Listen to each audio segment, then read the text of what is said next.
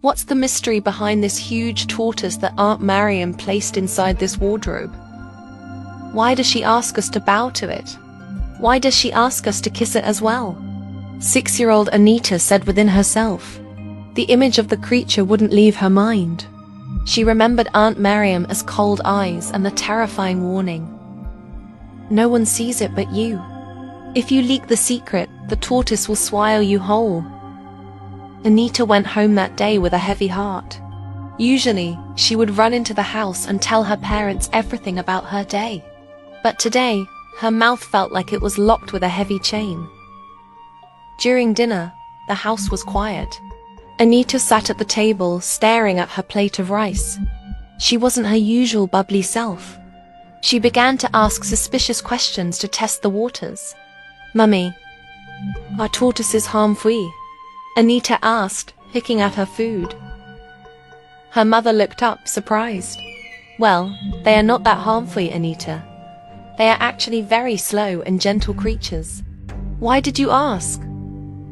Anita swallowed hard. "Nothing. But also, can a tortoise swallow a person?" Her mother burst into a small laugh. "No, it can't. A tortoise has a very small mouth. Who told you that a tortoise swallows humans?" "No one," Anita lied quickly, her heart racing. "I just read it in a book. I saw a picture of a very big one, so I was just wondering." Anita's parents exchanged worried looks. They noticed how their daughter was eating. Usually, Anita finished her food in minutes so she could go and play. But tonight, she was eating so slowly. It was as if she was chewing her thoughts instead of her rice. "Anita, are you feeling sick? Or is the food not sweet enough?" her mom asked, placing a hand on Anita's forehead to check for a fever. "No, oh Mom, you are the best cook. I am just a little tired. But I will finish the food now." Anita forced a smile and took a big gulp of water. After dinner, her dad read her a bedtime story about a brave lion. Usually, Anita would ask 20 questions about the lion, but tonight, she just nodded silently. When her dad turned off the light and left the room, Anita stayed awake, staring at the ceiling. "My mom said tortoises don't swallow people," Anita whispered to herself. "So why is Aunt Mariam threatening us? Is she telling lies? Or is that thing in the wardrobe not a real tortoise?" The next morning, Anita did something very strange. She woke up before her alarm and started dressing up. "Mummy, Daddy, I want to go to school very early today," she announced. Her parents were shocked. They knew Anita loved school, but she had never asked to leave before the sun was fully up. "Are you having extra lessons with your teacher this morning?" her mom asked while tying Anita's hair. "No, oh Mom. You know, I have always loved school. I just want to be the first person to reach the class today," Anita replied.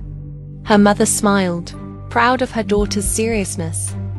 She finished the breakfast quickly and dropped Anita off at the school gate.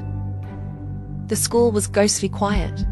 The hallways were empty, and the only sound was the chirping of birds. Anita hurried to her classroom. She was the only one there. Even the cleaners hadn't reached yet. This was her chance. She needed to know the truth. She walked to the back of the class where the huge wooden wardrobe stood. Her heart was beating like a drum. She reached out her small hand and grabbed the handle. "Please don't swallow me," she prayed silently. She pulled the doors open with a loud creak. Anita gasped. Her eyes went wide, and she leaned forward to see better.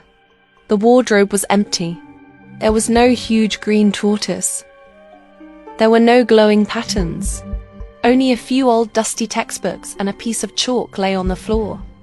Where did it crawl to? Anita asked, her voice trembling. Did it go for a walk? Or did Aunt Mariam take it home with her?